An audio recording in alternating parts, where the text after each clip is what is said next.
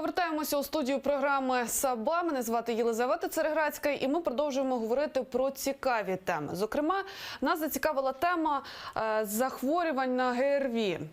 Прогнозується, за прогнозами медиків, пік цього захворювання очікується взимку. Проте вже є інформація про те, що тисячі хворих у поліклініках, зокрема на Запоріжжі, епідемічний поріг вже перевищено на 4,5%. Аби поговорити про це, ми запросили в нашу студію гостя Дмитро Дудар, дитячий лікар-інфекціоніст. Я вітаю вас, пане Дмитре, дякую, що ви до нас завітали. Власне, розкажіть, чи справді така ситуація, чи вже є епідемія? Ну, про епідемію ще говорити зарано, але є сезонний підйом захворюваності на гострі респіраторні вірусні інфекції, які, в принципі, спостерігаються в такий час кожного року. Так, також говорили про те, що прогнозуються 3 види грипу цього року. Це Гонконг, Брізбен та Мічиган. Розкажіть, будь ласка, в чому відмінність і чому аж цілих 3 види? По суті, це не 3, а 2 види грипу. Тобто Гонконг і Мічиган – це штами вірусу грипу А. Мічиган – це штам грипу вірусу H1N1, Гонконг H3N2. І Брізбен – це грип типу Б. Вони мають найбільш значення в захворюваності на гострі респіраторні вірусні інфекції. По-перше, через своє епідеміологічне поширення, тобто за кілька тижнів може перехворіти кілька мільйонів дорослого населення країни з розвитком часто небезпечних ускладнень для життя. І найбільш значення саме в епідемічному плані має все-таки грип типу А, H1N1 і Гонконг H3N2. Добре, а яка ситуація з вакцинами наразі в країні?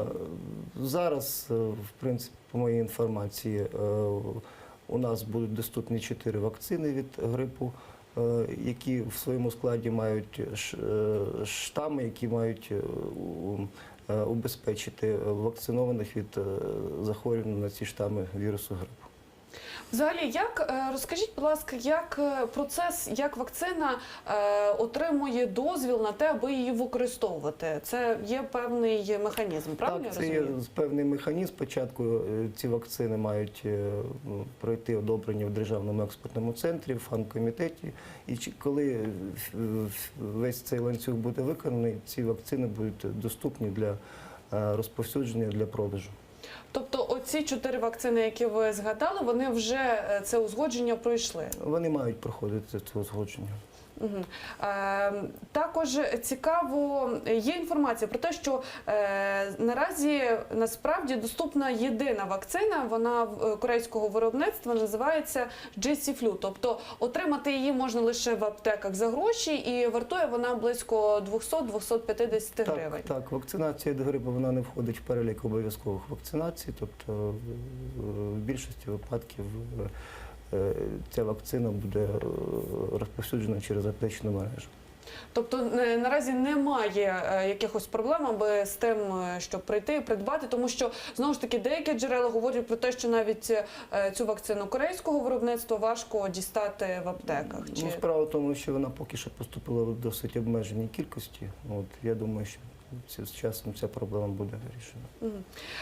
Ви, як дитячий лікар-інфекціоніст, усіх завжди цікавить питання різниці між реакцією на вакцину та ускладненнями від неї. Розкажіть трошки більше про це. Ну, як правило, вакцинація від грипу здійснюється сучасними вакцинами, розщепленими спліт-вакцинами, і якісь поствакцинальні реакції зустрічаються досить рідко.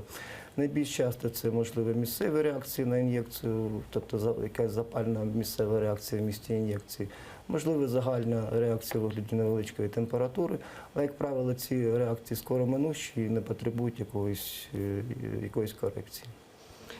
Які ще, можливо, поради ви можете дати, окрім вакцинації, засоби профілактики від грипу? Ну, є ще таке поняття, як неспецифічна профілактика від грипу і інших респіраторних вірусних інфекцій. Як правило, вакцинація від грипу, вона убезпечує тільки від грипу. Але є ще близько 200 вірусів респіраторних, які можуть викликати схожі захворювання з підвищенням температури, з катаральними явищами. Тобто це такі загальні рекомендації по раціональному харчуванню, по нормалізації режиму труда та відпочинку. Під час епідемії бажано уникати все-таки масових скупчень людей. Ну і велике значення має самодисципліна тих самих хворих. Тобто, якщо ти захворів, будь ласка, сиди вдома. Бо ти представляєш небезпеку не тільки для себе, але й для оточуючих. Ну і теж не втрачають свою актуальність все-таки індивідуальні засоби захисту. Тобто, якщо ви навіть хворі і кудись ідете, одягніть, будь ласка, маску. Згода. А таке запитання, я користуючись нагодою його задам, тому що насправді це вже дуже популярна проблема протягом декількох останніх років. Багато батьків, хто коли народжують дитину, вони відмовляються взагалі робити щеплення, вакцинації, зокрема немовляті, і потім вони навіть пропускають планові. З чим це пов'язано і чи правильно таке рішення? Я думаю, що це пов'язано ще з тою кампанією, яка, на жаль, також йде і в засобах масової інформації про шкоду щеплень, про можливий зв'язок щеплень з такими захворюваннями, як аутизм, який, до речі, не доведений ніякими дослідженнями. Як правило, ті, хто відмовляються від щеплення, не забувають про ті високу летальність від інфекційних захворювань, яка спостерігалась в період до щеплень. Тобто, я думаю, що це лише шкодить. А що можна сказати про те, що, наприклад, щеплення, які робляться, нібито вони входять у список обов'язкових, які має забезпечувати держава, і вакцина є не дуже високої якості. Це міф чи це дійсно так? Ну, на сьогодні у батьків є вибір. Тобто у них є вибір або вакцинуватися тією вакциною, яка є в наявності, або якщо вони не хочуть вакцинуватися цією вакциною, є альтернативні варіанти. Тобто є зараз аптечний бізнес дозволяє придбати якісь альтернативні вакцини. Зокрема, цікаво попитати у контексті нової медичної реформи, що змінюється у вакцинації, можливо, змінюється перелік обов'язкових вакцин, які там буде забезпечувати держава? Поки що це не урегульовано. Тобто, сказати поки що важко. Добре. Що важко. Ви як лікар, тобто ви, я так розумію, за цю вакцинацію, які ви можете дати ще поради, можливо, розказати дещо більше про вакцини, чому їх потрібно робити? Специфічна профілактика грипу – це найбільш надійний захист саме від грипу. Але, по-перше, вона має робитись в правильний період. Тобто при будь-якій вакцинації потрібно як мінімум 2 тижні до початку епідемії, до початку захворюваності, щоб виробився якась імунна відповідь. Тому найбільш доцільно починати вакцинацію вже зараз. Тобто за кілька тижнів до початку епідемії. Є ще така інформація стосовно того, що штам Мічиган, ось цей, до нього найбільш вразливі діти та люди хворі на цукровий діабет.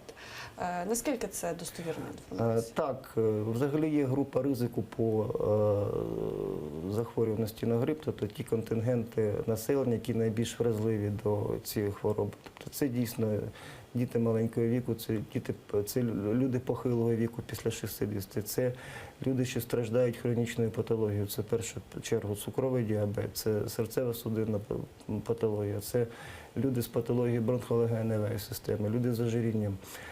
Як правило, ці категорії населення дуже важко переносять цю хворобу, і в них найбільший відсоток ускладнень, які можуть загрожувати життю. Це в першу чергу розвиток запалення легень. Тобто таким людям треба вакцинуватися в першу чергу? Так, по-перше, цим людям показана вакцинація. По-друге, тим категоріям людей, які по роду своєї діяльності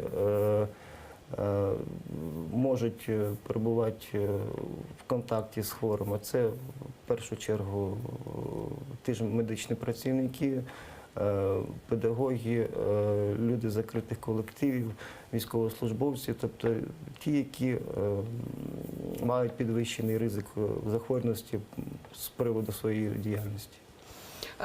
Продовжуємо говорити про дітей. Зараз у нас на телефонному зв'язку є Панченко Галина, педагог-організатор. Пані Галино, доброго ранку. Доброго ранку. Вітаємо вас в ефірі. От сьогодні обговорюємо таку тему – вакцини. Зокрема, цікаво, щойно у нас в студії прозвучала думка про те, що лікар надав інформацію, що найбільш вразливі все-таки є діти і люди схильні до люди, які страждають на цукровий діабет. Ви як педагог, розкажіть, будь ласка, про ситуацію наразі у шкільних закладах, чи прививають дітей і чи є проблеми з вакцинами? Що вам відомо? По-перше, в нашому Житомирському навчально-виховному комплексі не спостерігається масове захворювання на ОРЗ, але для цього ми проводимо ряд профілактичних заходів, щоб запобігти цьому захворюванню. Ми проводимо профілактичні бесіди з дітьми та батьками, постійно проводиться вологе прибирання, провітрювання класних приміщень і, звичайно, дотримуємося, приділяємо велику увагу збалансованому харчуванню. Ми в школі дотримуємося також температурного режиму, а щодо вакцинації цим питанням більше займається Щасливська лікарня. Тобто ми не маємо права робити без дозволу батьків ніяких щеплень. Зокрема, батьків, напевно, дуже сильно цікавить питання про те, у випадку епідемії, звісно, що передбачений карантин. Є якісь, можливо, попередні плани стосовно цього? Можливо, коригують якось навчальний процес? Розраховують на те, що він можливий цієї зими? Якщо з'являється в районі інформація щодо масового захворювання дітей, починає займатися цим питанням, серйозно займається районний відділ освіти. І щоранку, після того, як діти приступають до навчання, збирається інформація щодо кількості присутніх дітей на уроках. Якщо цей поріг перевищується, тоді вже районний відділ освіти дає дозвіл на карантин. Без їхнього дозволу ми не маємо права самовільно відпускати дітей на вимушені канікули. Добре, пані Галино, ми вам дякуємо. Дякуємо, що приєдналися до нашого ефіру. Так, на все добре. Зокрема, пане Дмитро, я прекрасно розумію, що вакцинація вона необхідна і все таке, вдаючись до вашого досвіду як дитячого лікаря. Можливо, є сенс, не знаю, зобов'язати обов'язково прививати дітей, викладачів на такому рівні? На жаль, обов'язково ми не маємо права, для цього потрібні відповідні законодавчі якісь акти чи нормативні документи, того ж Міністерства охорони здоров'я. Але все-таки, я думаю, що моя думка, що ряд щеплень має бути обов'язковим, в тому числі і щеплення сезонне від грипу. Можливо, ви можете дати якісь поради педагогам, що треба робити? Ну, знову ж таки, пані Оксана нам сказала про те, що, пані Галина, перепрошую, про те, що проводиться вологе прибирання і бесіди. Ну, бесіди, напевно, це ефективно, але, можливо, є якісь більш дієві способи? Ну, взагалі всі ці міроприємства, про які говорила пані педагог, вони дійсно ефективні.